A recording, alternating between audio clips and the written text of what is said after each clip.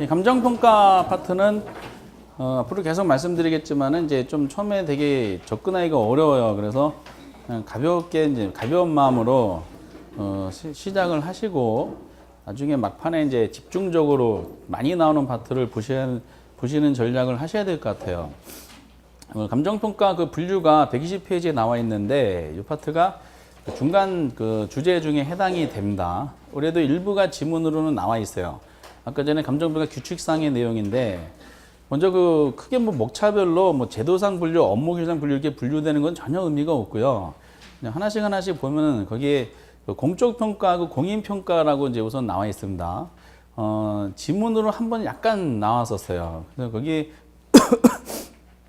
그 공적 평가하고 공인 평가 명칭상에서 의미가 벌써 드러나 있죠. 참고를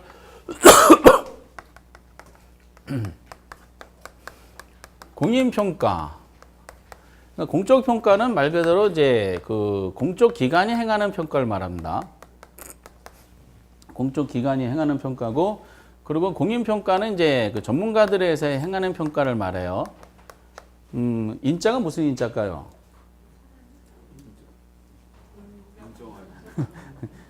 다 사람이 하니까 사람 인자는 아니고, 공인중개사 할 때 그 인자는 무슨 인자죠?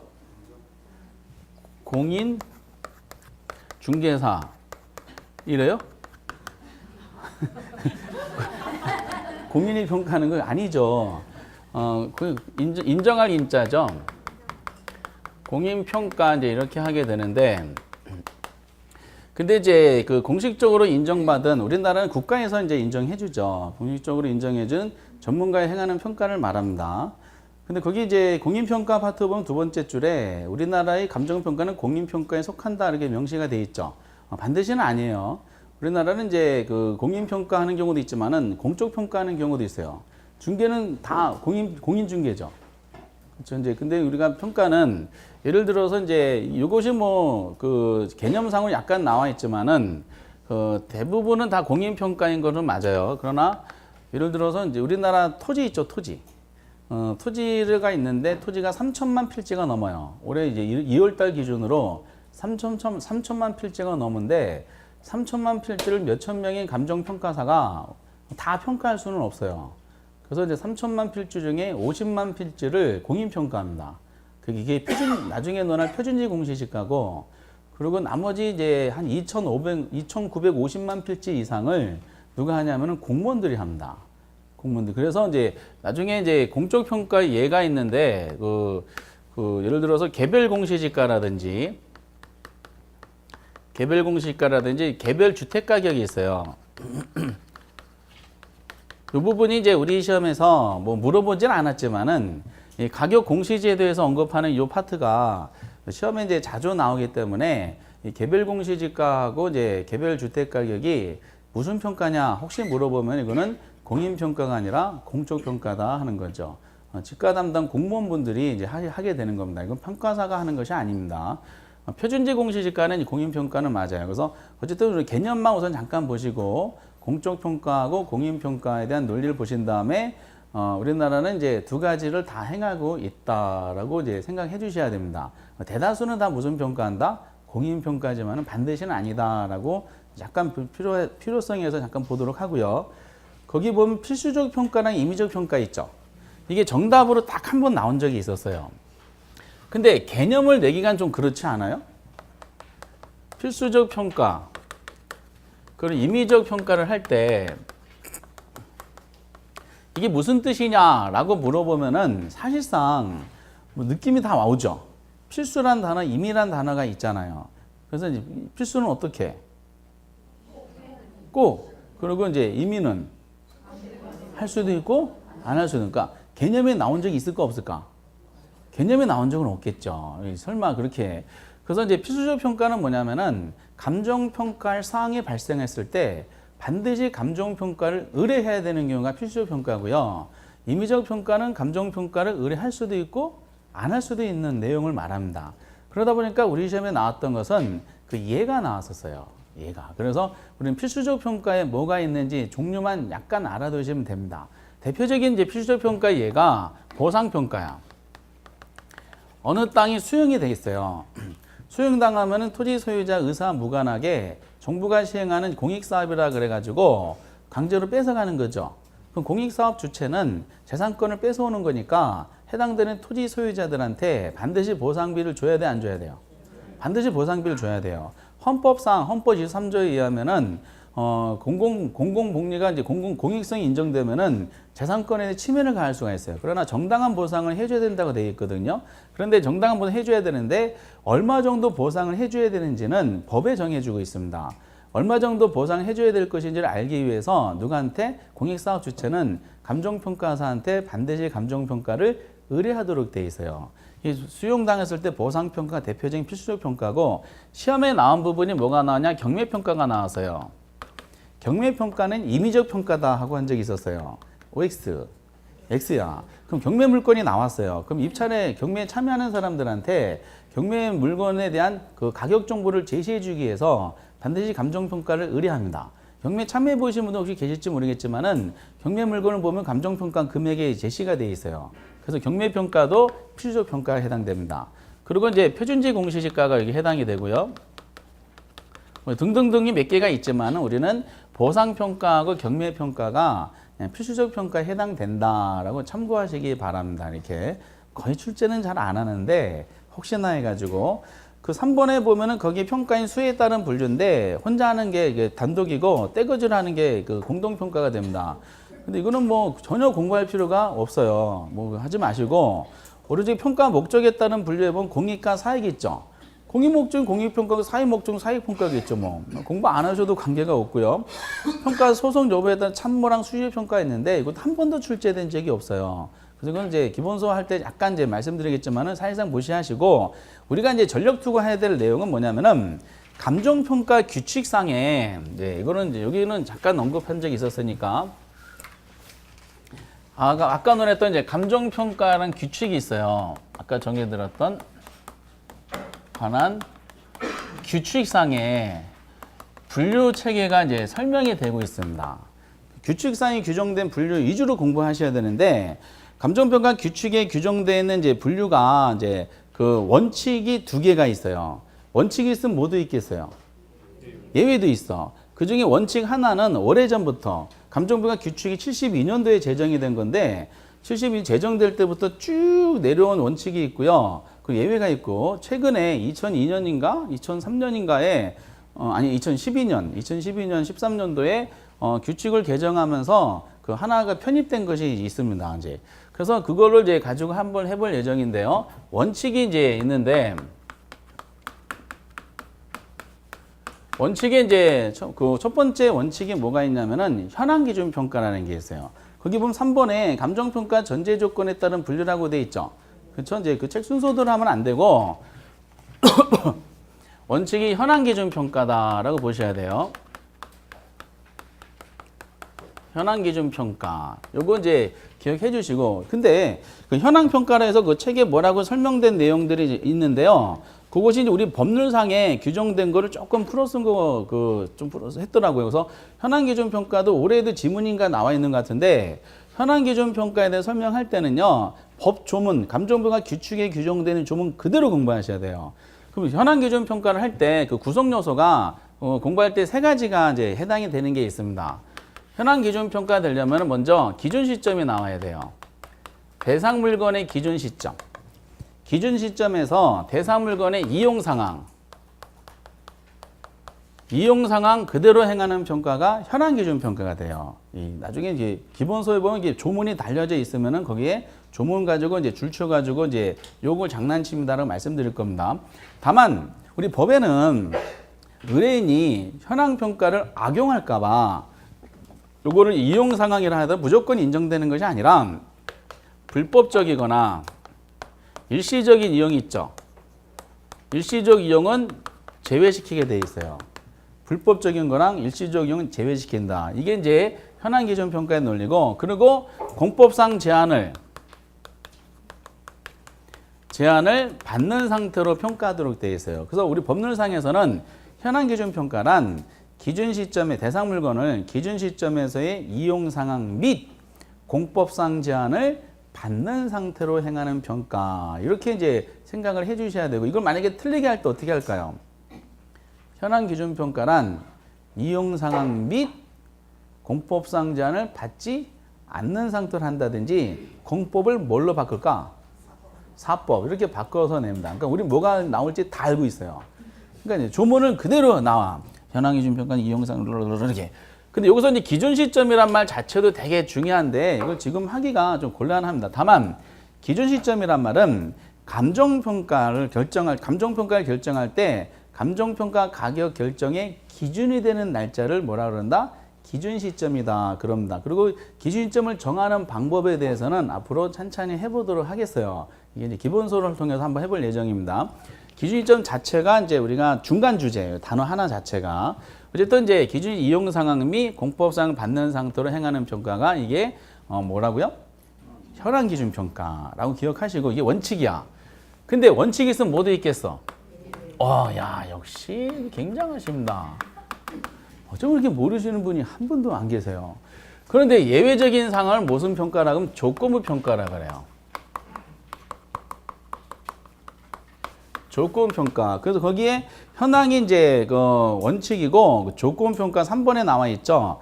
이것이 이제 그 예외적인 평가다라고 보시면 바랍니다.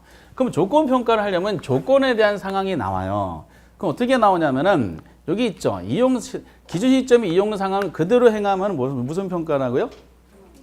현황 평가야. 근데 이거를 이제 이용 상황을 실제와 다르게 가정한다든지 실제와 다르게 가정하는 이제 조건을 단다든지 특수한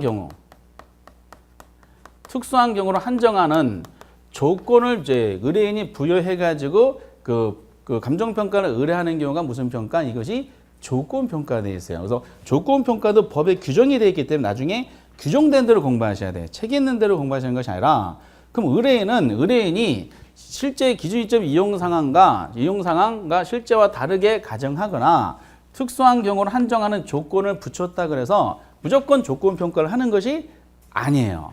평가사는 이 제시된 조건이 있죠. 이 제시된 조건을 검토합니다. 검토할 때 검토 상황이 세 가지가 법에 명시가 되어 있어요. 의뢰인이 제시된 조건이 합리적이냐, 합리성, 그리고 적법하냐, 적법성, 그리고 실현 가능하냐, 이런 거를 따져요.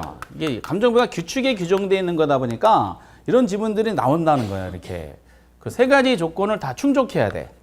충족하면 무슨 평가? 조건 평가하고요. 세 가지 조건 중에 하나라도 부족하잖아요. 감정평가를 거절하는 경우가 나옵니다. 거절해야 된다라고 이제 표현이 돼 있어요. 이렇게. 그래서 이제 이게 내용상으로 특징이고요. 근데 이제 의뢰인이 제시된 조건 중에 기준 시점에 대한 조건을 다는 경우가 있어요. 기준 시점을 이제 과거 시점으로 기준 시점 다는 경우가 있어요. 이게 뭐냐면은 소급평가야.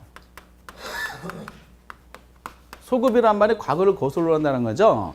의뢰인이 와가지고 1년 전에 몇 월 며칠 날짜를 정해놓고 그 날짜에 이제 부동산 가격을 알기 위해서 감정평가 의뢰했어요 하는 경우가 이게 대표적인 예입니다. 이렇게. 그리고 이제 미래 시점에 대한 조건 다는 게 있어요. 이게 뭐냐면 기한부 평가야. 소급 평가하고 기한부 평가는 따로 공부하는 것이 아니라 소급하고 기한이 전부 다 어디에 해당되는 평가예요?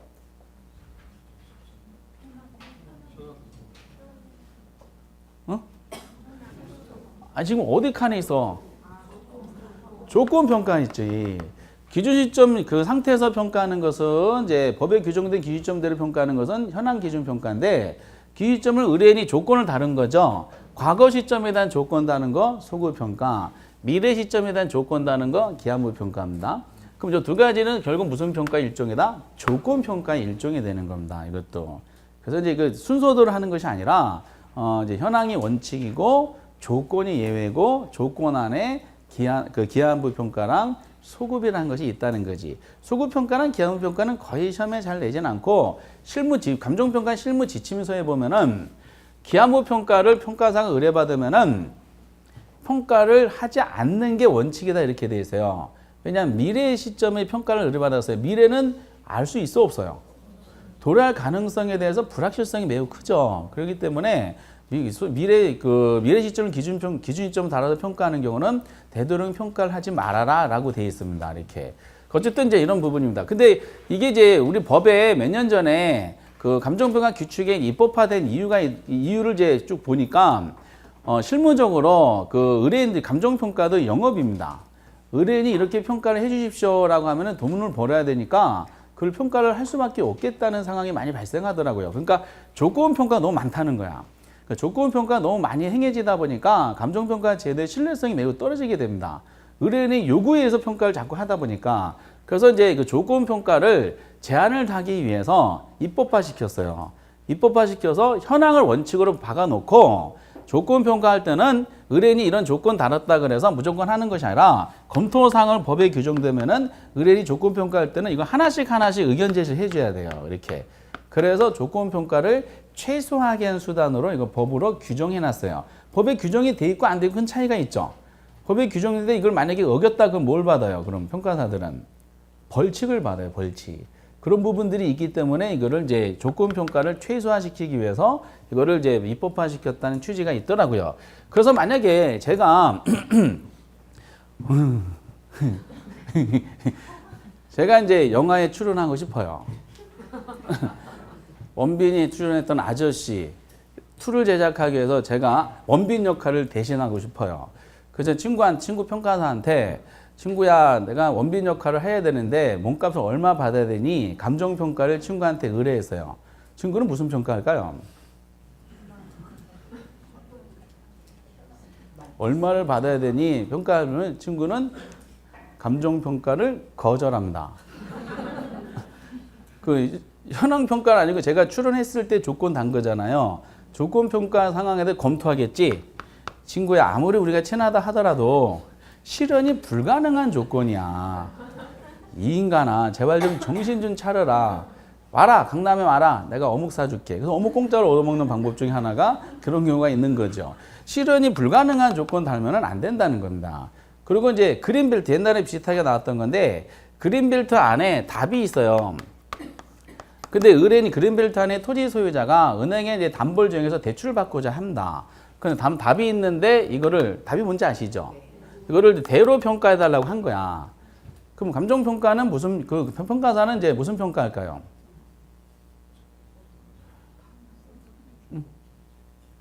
감정평가를 거절한다.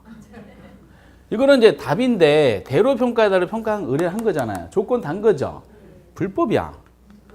이거는 이제 우리랑 그 평가사하고 의뢰인이 짜가지고 은행을 속이자는 뜻입니다. 그러니까 불법이기 때문에 이제 이거는 평가를 거절하는 상황이죠.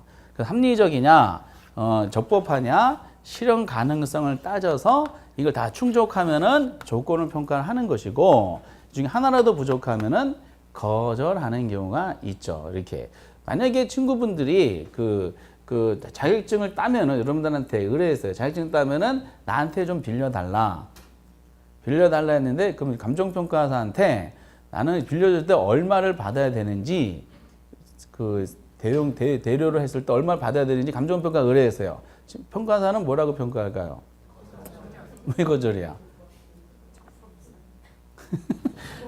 우선은 뭐 실현 가능하죠, 여러분들. 그죠? 벌써 합격하셨으니까 실현 가능한데 이게 좀 걸리네. 좀 이렇게. 그래서 이제 어쨌든 그런 부분들에 대한 논점이 있어요. 그래서 이거를 어떤 사례를 드는 것은 우리 중개사 시험에서는 좀 부담이 되는 걸로 판단이 되고, 그래서 현황 기준 평가, 조건 평가에 대한 법 조문을 그대로 출제하고 그 사이에 말장난이 들어갈 겁니다. 그러면 그거를 골라낼 수 있는 능력만 가져주시면 충분해요. 이 현황과 조건에 대한 논리고 책대로 보시면 안 되는 겁니다. 그러면 이걸 말씀드리는 과정 중에 여기 중간 주제가 이제 2개가 나와요. 현황하고 조건을 구별하는 게 이제 하나의 중간 주제고, 그리고 기준 시점에 대해서 나중에 제가 말씀드릴 때가 있을 거예요. 그래서 기준 시점에 대해서 파악하는 것도 이제 중간 주제에 해당이 된다는 거를 이제 미리 말씀드리겠어요. 그런데 전통적으로 우리가 이제 원칙과 예외적인 상황으로 나와 있는 그 유명한 것이 122페이지 보시면 그 4번에 거기 평가 대상 물건에 따른 이제 분류다 이렇게 돼 있죠. 분류가 있는데 이게 아주 유명하고 그나마 제일 많이 나온 건데요. 원칙이 있어요. 원칙은 조문만 한번 말씀드리도록 하겠어요.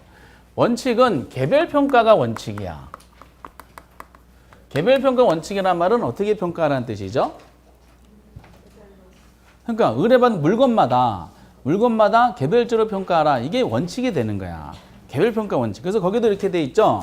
감정평가에 관한 규칙에서 보면은 평가는 대상 물건마다 개별로 행해야 된다는 게 돼 있어요. 이게 원칙으로 이제 언급이 됩니다. 그러나 현실적으로 이 원칙이 제대로 나온 적은 없고요.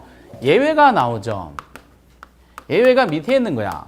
예외적인 상황이 이제 첫 번째 뭐가 있냐면요. 그 일괄평가가 있고요. 밑에 언급된 거.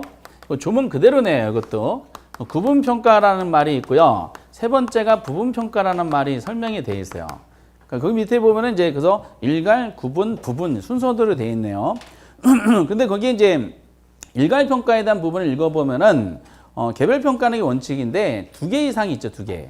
2개 이상의 대상 물건이 일체로 거래되거나 용도상 불가분의 관계에 있을 때 무슨 평가할 수 있다? 일괄하여 평가할 수 있다. 이렇게 설명이 되어 있어요. 그 일괄평가할 때는 2개 이상의 대상 물건이라 그랬죠. 그럼 의뢰받은 2개 이상 대상 물건이 무슨 평가 대상되는 물건이에요? 무슨 평가되는, 우리가 무슨 평가하는 게 원칙이라 그랬죠?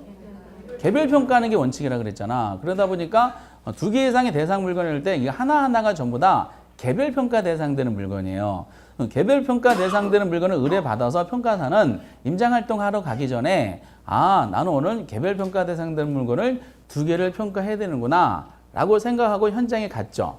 현장에 갔더니 개별 평가 대상되는 2개 이상의 물건이 보니까 일체로 거래되고 있다든지 용도상 불가분의 관계에 있는 거야. 불가분의 관계에 있다는 것은 뛸래야 뛸 수 없는 관계죠. 불가분의 관계에서 얘네들을 어떻게 한다? 한꺼번에 평가해도 괜찮지 않느냐 해가지고 예외적으로 뭐를 인정해줘요? 일괄평가를 인정해주게 됩니다. 그럼 일괄평가 예가 몇 가지가 있는데 우리는 이제 그 앞에서 공부는 안 했지만은 대표적인 예로 복합부동산을 가지고 한번 보도록 하겠어요. 복합부동산은 이제 매달 이제 첫 주에 이제 바로 들어가게 될 텐데요. 복합부동산의 논리는 여러분 토지 있죠, 토지. 토지는 독립된 부동산이잖아요. 건물이 있죠. 건물도 뭐예요? 독립된 부동산이죠. 그치? 그럼 토지하고 건물은 독립된 부동산이니까 무슨 평가 대상되는 물건이야? 개별 평가 대상되는 물건이에요. 근데 평가사가 가봤더니 토지라는 독립된 부동산하고 건물이라는 독립된 부동산이 일체로 거래되는 경우가 있더라. 이거 우리가 뭐라 그런다? 복합부동산이라 그래요. 그 개념은. 그러면 토지 건물이 이제 한꺼번에 이제 일체로 거래될 때 우리가 복합부동산이 그러는데 얘네들을 한꺼번에 거래되는 경우가 많죠. 무슨 평가? 일괄평가하는 거. 또 아파트 있죠, 아파트. 아파트가 이제 거래할 때 아파트 가격이 1억이다라고 만약에 얘기합니다. 그럼 1억이란 금액에는 건물 부분만 1억이 되는 게 아니죠. 땅에 대한 지분도 포함되어 있잖아요. 원칙적으로 그 땅에 대한 지분 따로 평가하고요. 건물 세대 부분 따로 평가해야 돼요. 근데 그렇지 않고 보통 아파트는 한꺼번에 평가합니다. 1억이라는 금액 안에는 토지 가격과 건물 가격이 포함된 상태입니다. 보통 그래서 아파트는 일체로 거래되는 관행이 많기 때문에 그렇습니다. 그래서 2 이상의 대상 물건이 어쨌든 용도상 불가분의 관계가 있고 일체로 거래되는 관행이 있을 때를 한꺼번에 평가하는 경우 이거를 우리가 무슨 평가다? 일괄평가다 라고 이제 얘기하게 되는 거죠. 어려운 건 아니죠. 그리고 이제 구분평가가 나와요. 구분평가도 거기 보면은 뭐라고 되어 있냐? 한 개의 대상 물건이라고 되어 있어요. 그쵸? 하나의 대상 물건인데 얘네들이 무슨 평가 대상되는 물건이야?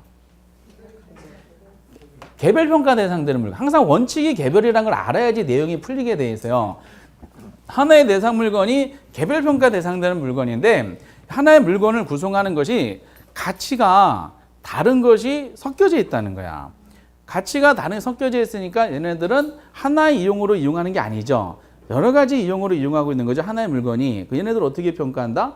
따로따로 평가하는 거예요. 이걸 무슨 평가? 구분평가다는 거죠. 이걸 법률상 조문 그래서 하나의 물건이라도 가치가 다른 경우는 구분하여 감정평가할 수 있다. 이게 무슨 평가돼요? 구분평가가 됩니다. 대표적인 것이 이제 복합 건물이 있어요. 복합 건물은 복합 부동산과 차이가 있죠. 복합 부동산은 토지하고 건물을 같이 결합된 상태 논하는 데 비해서 복합 건물은 뭐만 논하는 거예요? 건물만 논하는 거야. 이 건물에 A라는 건물이 있는데 소유자가 갑돌이에요. 그럼 소유자 갑돌이가 이제 전체 소유자인데 이 사람은 임대 사업하고 있죠. 이 건물을 감정평가를 의뢰했어요. 평가를 갔죠. 평가를 갔는데 하나의 건물이야. 소유자도 한 사람이고 그래서 아, 이거는 개별 평가를 해야 되겠지. 가서 가봤어. 가봤더니 위에는 주거용으로 이용하고 밑에는 상업용으로 이용하고 있다는 거죠. 그럼 하나의 물건인데 주거용으로 이용하는 부분의 가치와 상업으로 이용하는 부분의 가치가 같아야 달라요. 다르죠. 그럼 얘네들은 어떻게 평가해야 돼? 따로따로 평가해야 돼요. 주거용 부분 따로 평가하고 상업용 부분 따로 평가해서 두 가지 합한 금액이 전체 건물 가치가 되는 거죠. 이거를 이제 주상 복합 건물이라 그러죠. 그래서 지금 보시다시피 하나의 물건이라도 가치가 다르게 이용하는 경우는 이렇게 따로따로 구분하여 감정 평가할 수가 있다. 이거를 이제 구분 평가다라고 합니다. 그래서 그 조문 한 줄로 되는 걸 그 조문 그대로 냅니다. 틀리게 할 때 어떻게 될까요?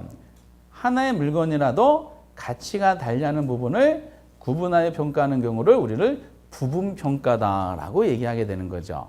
구분하고 부분은 한 끗 차이기 때문에 그 발음을 잘 하셔야 됩니다. 이렇게. 그 부분 평가라고 나와요. 부분 평가 조문이 제일 긴데요. 거기 보면 일체로 이용되고 있는 물건의 일부는 평가하지 않으면 이렇게 돼 있지는 않아요. 법률상 규정은. 어쨌든 일체로 이제 이용되고 있는 일부분이야. 일체로 이용되고 있다는 것은 지금 무슨 평가 대상되는 물건이라고요? 개별 평가 대상되는 물건인데 일체로 이용되고 있다는 건 얘네들이 같은 용도로 이용하고 있다는 거야.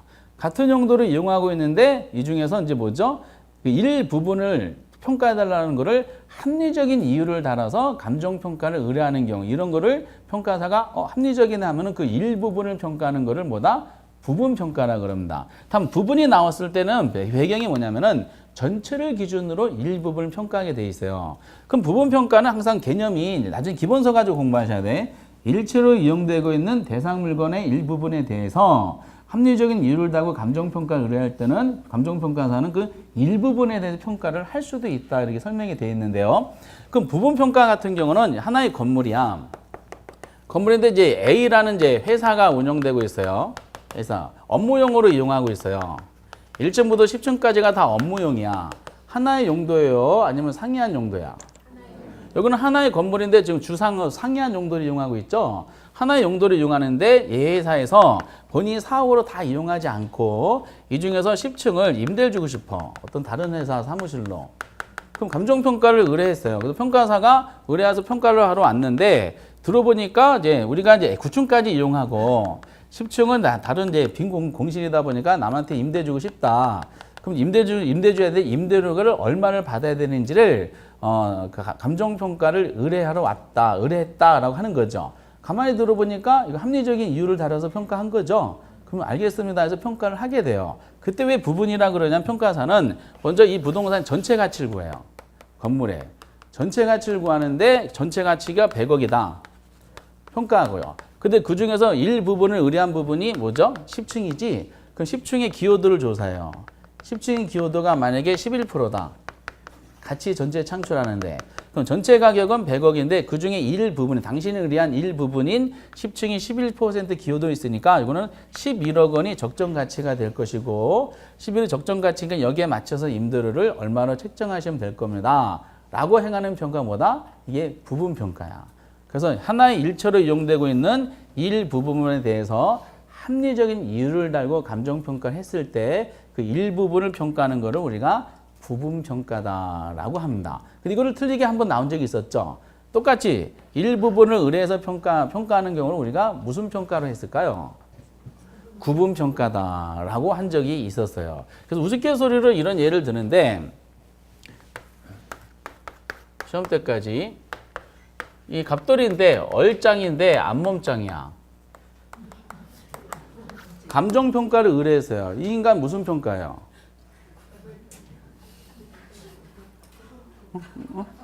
무슨 평가예요? 평가사가 의뢰받았죠. 평가하러 왔지. 한 사람이잖아. 한 사람이니까 원래는 무슨 평가해야 돼요? 그렇죠. 항상 원칙이 이제 이게 전제적으로 깔려져 있으니까 개별 평가로 왔는데 보니까 얼짱인데 앞몸짱이야. 그럼 뭐가지 위의 가치랑 뭐가지 아래의 가치가 같아야 달라요. 무슨 평가하는 거야? 구분 평가하는 거지. 구분 평가. 물론 이제 안얼짱인데 몸짱이야. 이것도 무슨 평가해요? 그렇죠. 이것도 뭐다?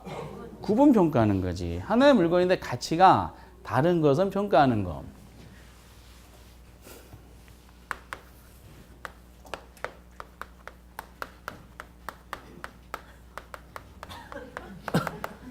원빈하고 김덕기를 감정평가를 하러 왔어요. 평가사 무슨 평가할까요? 답변하기 곤란하죠. 일괄평가하지. 일괄평가. 개별평가로 왔는데 두 사람이 보니까 거의 뭐 대체제죠. 근데 비슷하다 보니까 그냥 한꺼번에 평가하자, 퉁쳐서. 그래서 이제 평가하는 걸 보다 일괄평가가 되는 거지. 두 사람은 불가분의 관계 있죠? 용도상 뗄래야 뗄 수 없는 관계. 그래서 일괄평가는. 이거 얘는 적으면 안 돼요. 나중에 헷갈리니까. 어차피 다 잊어버리고, 잠깐, 이 사람이 일괄평가 적어놨는데 노트에다가 이게 왜 일괄평가지? 다 잊어버린다 보면은 이게 막 헷갈려가지고 왜 일괄평가지? 근데 잘못 적었나? 막 이렇게 될 거예요. 적으면 큰일 나고요. 하나의 예죠.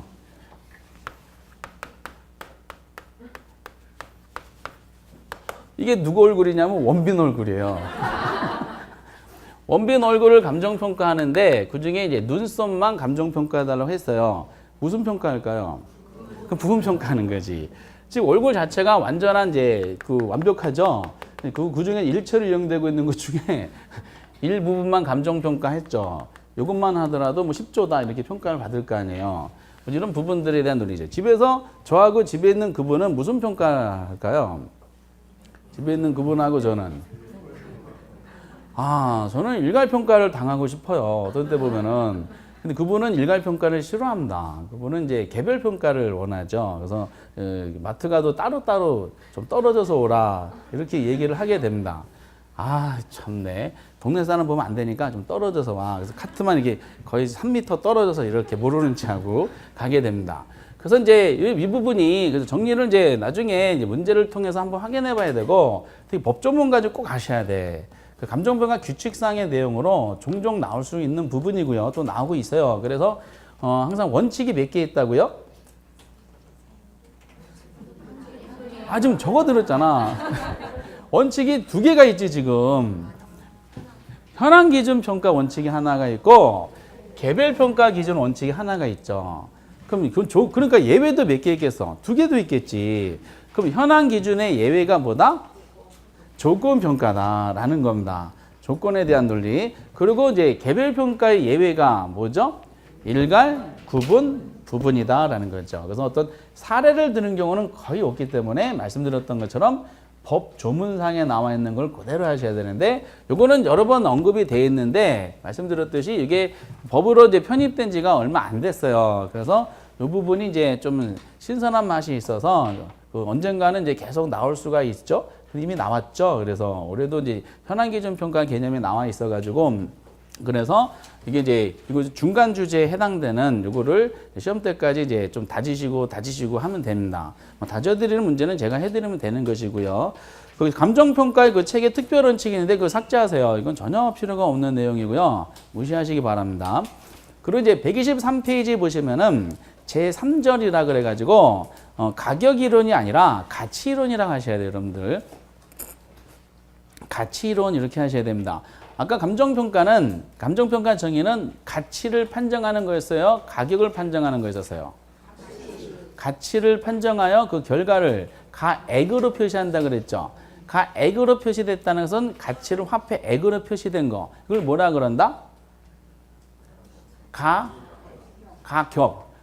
그 가액으로 표시된 걸 가격이라 그랬잖아요. 그래서 감정평가는 결국 가치 판정, 가격 표시 작업이에요. 이렇게.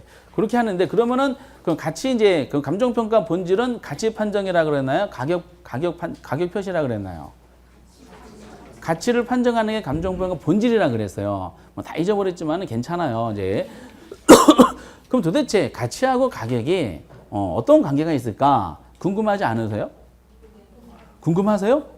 대단히 진취적인 마음을 가지시네. 대부분 관심 없다고 하는데, 요게 이제 가치와 가격 간의 관계가, 그것도 중간 주제에 해당되고요. 20회 이후에 3번 나왔어요. 22회 때 나왔었고 24회 때 나왔었고 올해 27회 때 언급이 됐습니다. 이렇게 정답 체크와 연관돼 가지고 그래서 3번 나왔는데 그거를 잠깐 건드려 보도록 하겠어요. 근데 거기 이제 책이 약하게 돼 있기 때문에 제가 이제 조금 더 언급을 한번 해볼 예정입니다. 상호작용에 보면은 이렇게 돼 있죠. 일본 양가를 일본에 가치는 가격이 기초라고 돼 있죠. 그렇죠? 이해가 되시죠? 가기초는 가치가 있다는 뜻이야. 가치가 상승하면 가격도 상승하죠. 5가 되고요. 가치와 가격은 비례관계, 화폐 가치와 가격은 반비례관계래요. 이해되죠? 그리고 3번에 가치와 가격은 일시적으로 단기적으로 괴리되는 장기 일치하는 경향이 있죠. 이해되죠? 그 주어진 시점에서 가치는 여러 개 있는데 가격은 하나밖에 없다는 설명이 되어 있죠. 그리고 가치와 가격 구분해 놓고 밑에 표가 쭉 설명이 되어 있어요. 뭔 말이에요? 그치, 그 말이 되는 거지. 이게 지금 왜 관계에서 이 관계가 이제 언제 나왔냐면은 요 관계가 22회 때 이제 독립된 문제였었고 밑에 가치와 가격 구분하는 게 이제 24회 때 구분 그 독립된 문제였었어요. 거기다가 이제 그 몇 가지 첨가하면 되겠지만은 오늘은 거기까지 약간 한번 해보도록 하겠습니다. 이것도 중간 주제에 해당돼서 가격과 가치, 가격과 가치와의 관계. 그러니까 가치 이론을 전개하기 위해서는 두 가지를 먼저 걸러내고 가야 된다는 뜻이죠. 가격과 가치를 구분하는 것은 이제 부동산 특성 중에 내구성 때문에 그래요. 수명이 길기 때문이다라는 걸 이제 잠깐 참고하시고, 먼저 이제 두 가지 가격, 프라이스라 그러죠. 그리고 이제 가치, 밸류 이렇게 얘기하게 되는데, 먼저 두 가지를 이제 구분하는 내용들이 있어요. 이게 표에 있는 내용인데 표에 있는 걸 다 볼 필요는 없고요. 이제 필요한 단어를 한번 구별해 보도록 하겠어요. 이때는 물론 가치와 구별되는 가격이고 가격과 구별되는 가치 관계를 따질 때 그렇습니다. 개념 자체가 달라요. 그리고 개념 자체를 전개할 때 가격을 이제 정의할 때랑 가치를 정의할 때 그 가정하는 시장 자체가 달라. 시장 자체가. 그러면 이제 가격을 우리가 이제 가치랑 비교되는 가격을 정의할 때는 현실 시장을 가정해요. 그럼 현실 시장은 완전 시장인가요? 불완전 시장인가요? 현실 시장 불완전 시장이지. 때문에 그 부동산의 객관적 가치를 결정하는 데 있어서 왜곡시키는 많은 불완전한 요소들이 많이 있을 거 아니에요. 그래서 뭐 가격을 결정할 때는 현실 시장에서 개념이 꼭 이렇게 나옵니다. 현실 시장에서 수요자 있죠. 매수자. 수요자와 공급자 사이에 실제로 거래된 금액 또는 이제 수요자 공급자 간에 실제로 교환된 금액 또는 매수자가 공급자한테 실제로 지불한 금액 여러 가지 표현을 써요. 다 같은 말이야. 어쨌든 매수자 매도자 간에 수요자 공급자 실제로 거래된 금액 이걸 뭐라 그런다?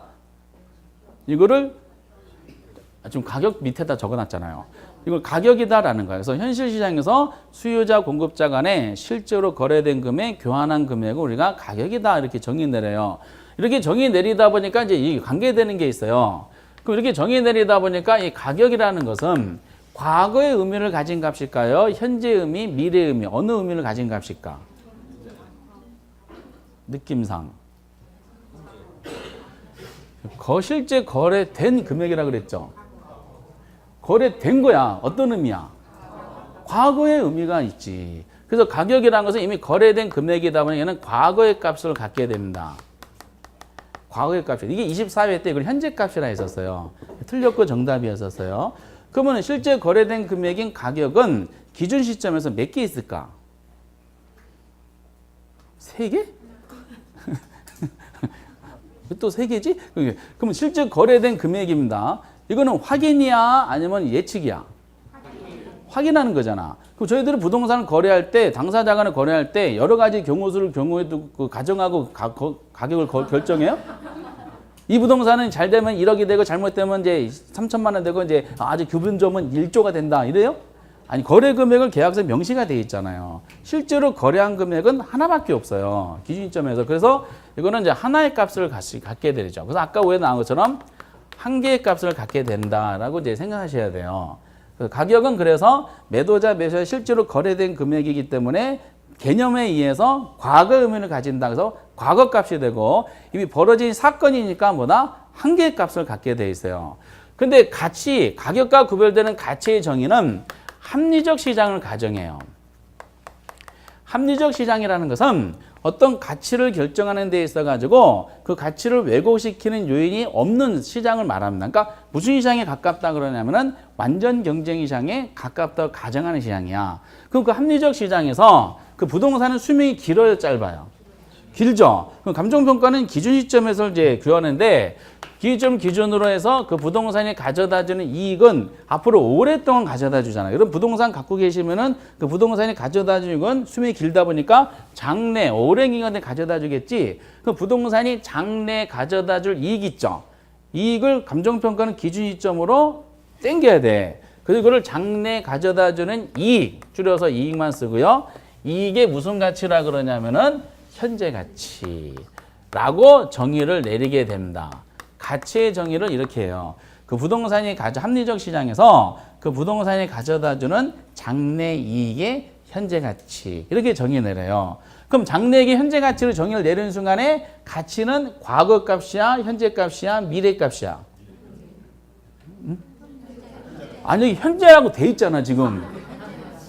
여기 실제 거래된 거니까 과거고 여기 현재 가치라고 돼 있으니까 이거는 현재 값이에요. 아까도 말씀드렸듯이 24회 때 정답이 여기서 나왔을 때 다섯 개 질문 중에 하나가 다른 건 다 맞는데 가격은 현재 값이고 가치는 미래 값이다 이랬었어요. 틀렸지? 이거는 이제 현재 가치니까 현재 값이지. 그럼 기준 시점에서 감정평가는 기준 시점에서 그 가치는 종류가 많을까 적을까? 종류가 많아요. 무수히 많다는 거야. 무수히 많다. 이씨 해서 이제 이 무수히 많다는 이거를 가치의 다원적 개념이라 그래요. 가치가 무수히 많다. 그러면 가치가 무수히 많다는 것이 요 내용이 오래 나왔던 문제예요. 우리나라 감정평가 규칙에서는 감정평가사들이 가치 종류가 굉장히 많은데 무수히 많은 가치 중에 무슨 가치를 구하는 것이다라는 원칙이 정해졌겠어, 안 정해졌겠어? 원칙을 정해줬어요. 그 원칙이 이제 나중에 논한 우리가 시장 가치에 대한 논리인데 책에는 언급이 없으니까 기본사 할 때 한번 해보도록 하겠어요. 그런데 왜 무수히 많냐면은 장래 이익이 있죠. 이 이익을 현재 가치로 구해야 돼. 그럼 미래의 현재 가치 구하려면 앞으로 이제 투자를 해서 많이 공부하실 내용 중에 하나인데 할인해야 돼요. 근데 할인율이 감정평가하는 목적에 따라 다 달라. 다 달라. 그러니까 똑같은 이득이다 하더라도 할인율이 1%냐, 2%, 3%냐, 4%에 따라서 현재 값은 같게 해서 달라지겠어. 다 달라져요. 그래서 미래의 현재 가치 땡길 때 할인율이 목적에 따라, 주체에 따라 달라지기 때문에 결국 할인율에 따라서 다양한 값을 가질 수밖에 없다라는 거죠. 이렇게. 그래서 이제 결론적으로 보면은 가격의 가치가 있더라. 가격은 실제 거래된 금액. 그래서 과거고 그리고 하나밖에 없다. 근데 이제 가치는 장래이익이 현재 가치다. 현재 가치니까 현재 값이고 당겨야 되니까 할인율 따라 달라지다. 그래서 무슨 종류가 많다 적다? 많다. 이렇게 이제 하시면 되는 겁니다. 별거 없죠? 별거 없는데 이제 이거는 뭐 지금부터 막 암기하는 것이 아니라 앞으로 이제 알아두셔야 된다는 뜻이죠. 이렇게 이런 한 중간 주제다. 이게 24회 때 나왔던 것이고 22회 때 나왔던 문제는 뭐냐면은 22회 지문이 옛날부터 종종 나왔던 지문들이에요. 그게 상호 관계에 나온 내용이죠. 양가로 이제 이런 부분들인데 이렇게 되면 무슨 말인지 모르게 돼 있어요. 그래서 이제 가치와 가격 간의 관계입니다. 관계. 그럼 다시 주도상 제가 여쭤볼게요. 가격의 기초에 가치 있을까? 가치의 기초에 가격이 있을까? 가치 기초에 가격이 있다? 아까 감정평가 정의가 감정평가는 가치를 판정하여 가격으로 표현하는 작업이라 그랬죠. 그러면은 어느 게 본질이라 그랬어요? 가치. 그럼 가격의 기초에 가치 있다? 가치 기초에 가격이 있다?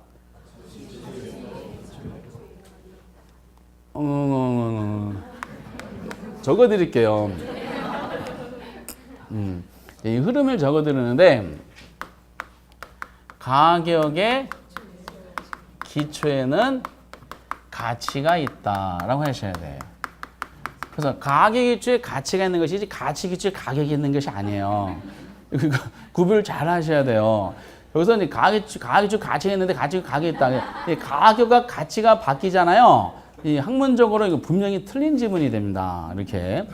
그리고 이제 우리가 가격은 표현하고 가치가 본질이라 그랬죠. 근데 가치는 추상적이고 주관적이라 그랬죠. 그 추상적이고 주관적인 가치를 시장에서 표현된 것이 구체적이고 객관적인 가격이에요.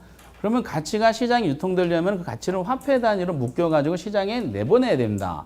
그래서 이제 우리는 이 가격이라는 것은 가격은 가치의 화폐적 표현이다. 이렇게 나오는 거죠.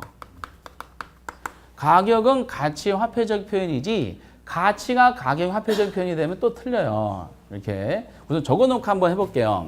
시험의 역사니까 순서가.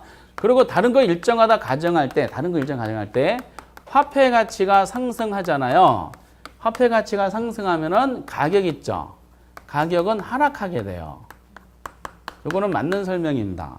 화폐 가치가 상승, 가격 하락 이렇게 돼 있어요. 그러면 방향이 화폐 가치랑 가격은 방향이 서로 반대 방향이겠죠. 그런데 이제 네 번째하고 다섯 번째 한번 잘 보세요.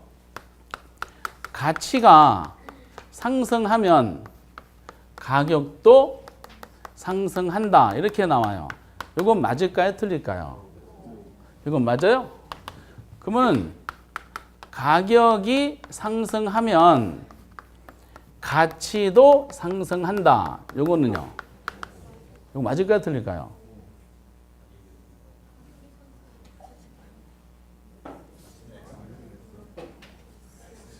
이건 X가 되는 거야. 가치가 상승하면 가격이 상승하지만은 가격이 상승한다 해서 가치가 상승하는 것은 아니다는 것을 주의하셔야 됩니다. 이게. 근데 가치는 본질이라 그랬죠. 가치는 본질이야, 본질. 근데 가격은 수급에 따라 막 요동칠 수가 있어요. 불안전한 시장에서. 그러다 보니까 이제 이 두 가지 내용 때문에 요 두 가지 내용 때문에 이제 여섯 번째 내용이 나옵니다. 뭐냐면은 단기적인 면에서 봤을 때 가격하고 가치 있죠. 가치는 일치하지 않을 가능성이 많아요. 괴리된다는 뜻인데 이게 장기가 되잖아요. 그럼 두 가지는 어떻게 된다? 일치하는 경향이 있어요. 불일치가 일치할 때 그 방향성을 가지고 이제 기본서 할 때 논하겠지만은 이겁니다. 그래서 한번 읽어보면은 가기초는 가치가 있고요. 가치가 화폐 단위로 나타나는 게 가격이기 때문에 가격은 가치의 화폐적인 표현입니다. 오케이.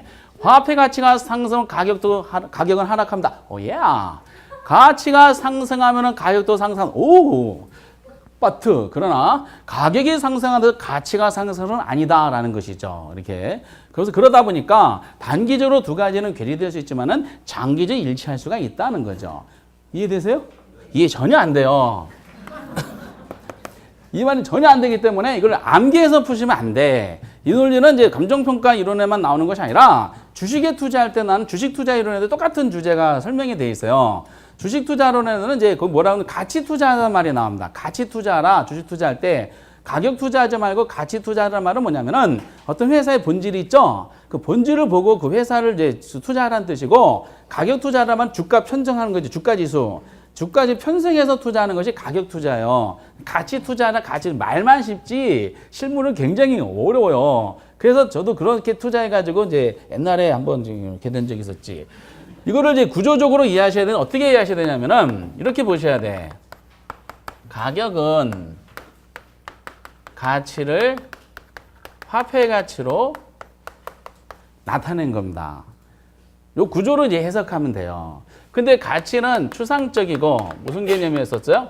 주관적인 사고방식이었었죠. 추상적이면 주관적이었던 거를 구체적이고 뭘로 객관화시킨 것이 뭐다? 가격이야. 그러니까 이게 아까 가치가 본질이잖아. 그럼 보세요. 가격의 기초에는 뭐가 있다? 가치가 있다는 거야. 본질. 어우, 본질. 가격 기초에 가치가 있다. 그런데 추상적이면 주관적인 것이 객관화 구체화되려면 뭘로 표현해야 된다고요? 화폐 단위로 표현해야 돼. 그러다 보니까 가격은 요 가치의 무슨 화폐적 표현이다 이렇게 나오는 거야. 오케이? 가격은 가치 화폐적인 표현이다. 그리고 구조를 보면은 3, 4번은 그대로 나와요. 밑에가 분모죠. 분모 어려운 말이다. 아래 거잖아, 아래 거. 아래과 결과는 무슨 관계야? 비례, 반비례? 반비례지. 그렇죠? 그럼 화폐 가치가 상승하면은 당연히 가격은 어떻게 되겠어? 떨어지겠지. 그게 이 내용이지. 화폐 가치 상승하면 가격은 하락한다. 구조적인 내용이죠. 그런데 위에가 이게 분자잖아. 위에 거. 가치가 상승하면은 가격은 어떻게 돼요? 상승하겠지. 이게 이제 오케이라는 뜻이죠. 성립이 된다는 거야. 그래서 가치가 상승하면은 가격도 상승한다는 뜻입니다. 오케이? 그러나 빠트. 가격이 상승한다. 가치가 상승한다. 이거는 성립이 안 되더란 뜻이죠. 그러니까 본질은 그대로인데 어떤 사람의 본질은 그대로인데 일시적으로 그 물건 아까 수급에 따라 움직이는 게 가격이라 그랬어요. 그 일시적으로 어떤 물건에 대한 수요가 늘어나 가지고 가격이 올라가는 경우가 있잖아요. 근데 본질은 그대로인데 그럼 그 일시적인 수요 증가로 인해서 가격이 올라가면은 그 가치랑 괴리대가 되는 거죠. 그래서 이제 가격이 상승한다고 해서 가치가 변하는 것은 아니구나라는 겁니다. 그래서 어떤 물건에 대한 이제 사람도 본인의 몸값을 높이는 방법은 오랫동안 높이는 방법은 뭐겠어요? 본인의 가치를 높이는 거야. 가치가 높아지면 자연스럽게 뭐도 높아져요. 가격도 높아진다는 거죠. 근데 가치는 별 볼일 없는데 일시적인 요인에 의해서 이제 몸값이 높아지는 경우가 있어요. 그러면 그것은 단기는 괴리될 수 있잖아요. 시간 지나면 그건 자연스럽게 어떻게 되겠어? 꺼지겠지? 꺼져가지고 다시 이제 원래로 돌아오게 됩니다. 이렇게. 그래서 이제 이 부분들에 대한 논리가 나오지. 그래서 가치는 그대로인데 일시적으로 수급에 따라 가격은 요동칠 수가 있다 보니까 괴리가 될 수 있지만은 장기적으로는 일치하게 되더라. 요거를 주식 투자론에서는 어떻게 표현하냐면은 부동산도 마찬가지예요. 잘 보세요. 이게 너무 저 이쪽이니까 여기도 한번 해볼게. 이것도 너무 그렇다. 지우겠어요.